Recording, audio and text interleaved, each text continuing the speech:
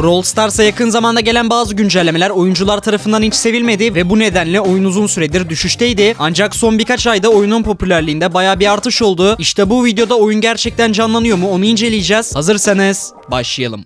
Oyunun en büyük patlamasını yaşadığı 2024 yılına gidelim. Bu yılda gelen bir güncelleme oyunu en büyük zirve noktasına taşımıştı. Fakat bu popülerlik çok da uzun sürmedi. Mega kutuların geri getirildiği güncellemeden bahsediyorum. Aslında oyun bu dönemden önce en düşük zamanını yaşıyordu. Çünkü kutuların kaldırıldığı dönemden beri oyuncuların çoğu oyunu bırakmıştı. Fakat 2024 yılında getirdikleri kutular geri dönüyor güncellemesiyle bir aylık bir mega kutu etkinliği getirdiler. Bu etkinlikte herkes bol bol mega kutu açabilmişti ve eski oyuncular da bunu gayet sevip oyuna geri dönmüşlerdi. Fakat bu etkinlik gittiği andan itibaren popülerlik yavaş yavaş azalmaya başladı. Supercell oyuna olan ilgiyi Godzilla gibi işbirlikleri yaparak canlı tutmaya çalışsa da maalesef bir süre sonra eski oyuncuların çoğunu yeniden kaybettiler. Bu dönemde oyunu bırakan çoğu kişi Clash Royale'e geçti ve o oyun aynı zamanda yükselişe başladı. O andan bugüne kadar Brawl Stars'a çokça güncelleme geldi. Bazı güncellemeler sevilse de bazıları hiç sevilmedi ve daha fazla oyuncu kaybına yol açtı. Fakat ben bu videoda son güncellemeye, yani Buffy'lerin geldiği güncellemeye odaklanmak istiyorum. Güncellemenin ilk tanıtıldığı zaman Buffy'ler oldukça gerekli bir şeydi. Karakterlere daha fazla derinlik katıp oyuna yeni mekanikler eklediği için fikri oldukça iyiydi. Fakat güncelleme oyuna eklendiği zaman hem Buffy'lerin fiyatı hem de aşırı güçlü olmaları oyuncuların bir kısmı tarafından hiç sevilmedi ve topluluk Buffy'leri başarısız bir güncelleme olarak görmeye başladı. Aslında ben de aynı şekilde düşünüyordum. Ta ki Brawl Stars'ın son paylaştığı söyleşiye kadar. Burada Brawl Stars ekibi topluluktan gelen soruları cevapladı ve soruların büyük çoğunluğu Buffy'lerle alakalıydı. Şaşırtıcı şekilde verdikleri cevapta Buffy'lerin oyunu oynayan oyuncu sayısını arttırdığını ve genel olarak faydalı bir güncelleme olduğunu söylediler ve bunu kendimiz de doğrulayabiliriz. Çünkü Google Trend'lere girdiğimizde Brawl Stars'ın son birkaç aya göre sonunda yükselişe geçtiğini görebiliriz. Elbette bu kısa süreli bir yükseliş de olabilir fakat ekibin söylediğine göre bu oyun için oldukça iyi bir işaret gibi gözüküyor. Videonun en başında sorduğum soruya cevap vermek gerekirse de evet, oyun şu anda gerçekten yükselişte.